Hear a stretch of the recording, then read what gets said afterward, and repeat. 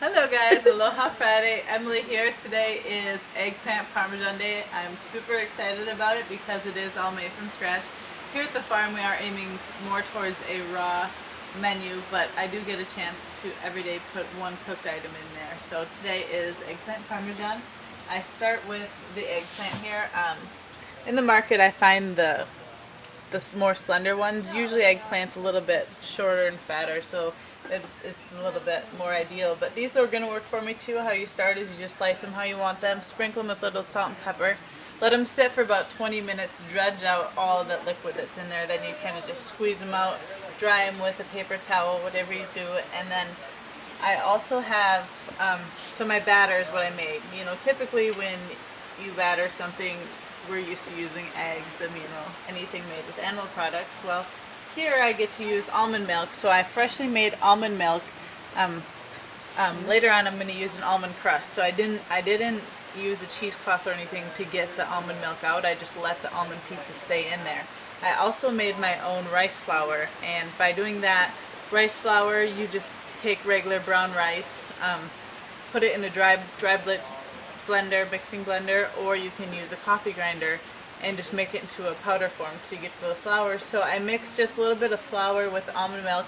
I didn't use a proportion measurement or anything like that. I kind of just go off by my instinct, just enough to coat, to get a thick coating so that something's going to stick to it for you.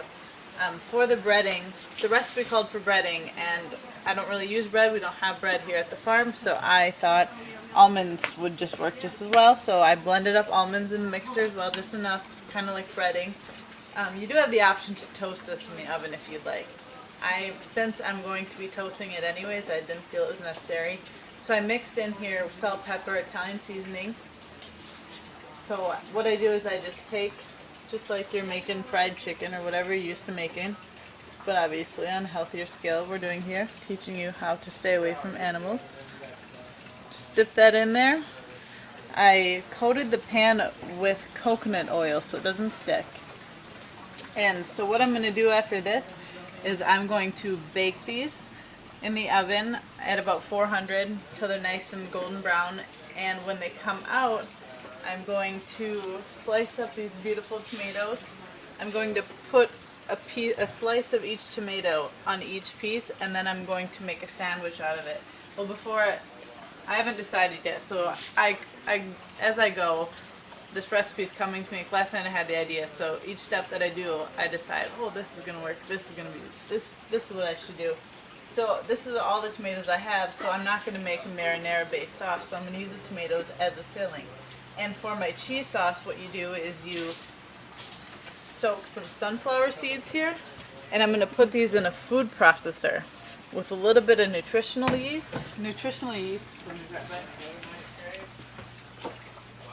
are these yellow flakes, high in vitamin B12, and they have a cheesy flavor, so you can add these to anything, sprinkle it on top of your finished product. But I'm going to mix them in with the sunflower seeds, some water, just so I get like a nice paste, a thick paste. And then I'm either going to layer that on top of the tomato or put it on my finished eggplant product, and that's going to give me the cheese effect. So when I do put that in the oven, it browns just like cheese. It's just phenomenal taste. It's just awesome what you can do with simple ingredients. So after that, since I don't have any more tomatoes to make a tomato sauce, what I'm going to do is make a pesto sauce. So I'm either going to grab some fresh herbs from the garden, so I'm going to grab some hibiscus leaves, I'm thinking. And then for herbs, I do have fresh basil, fresh parsley. I'm going to blend that up, maybe a touch of olive oil, definitely onions, garlic, salt, pepper. So I'm going to blend that up as my sauce. Oh, and then I'm also going to add these roasted red peppers. So since I don't have the tomatoes, I'm going to use red peppers. So what I'm doing here is roasting these, getting them nice and cooked, and then I'm going to peel the skin off. So I'm going to use the insides minus the seeds. I'm going to use the red peppers in part of my pesto sauce to go on top. So I think that this is going to turn out just phenomenal. I'm really excited for it.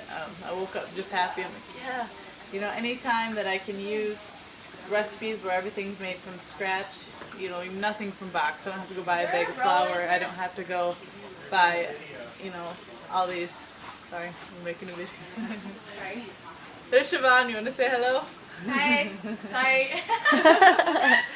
So we're just making our little kitchen video. So just to be able to make everything from scratch. When I first went vegan, when I was in my kitchen and I was posting pictures of my food onto Facebook, I was like, I wish I just could afford more products. Like I know having a bulk ingredient list can be pricey, but you have to start your kitchen somewhere. Just like you have your regular flour and all your seasonings, but you have to start that way with being a vegan as well. So it's really awesome that I have the opportunity to be in this kitchen and just have all the tools I need to make everything from scratch. And So. Chef Emily, Yes.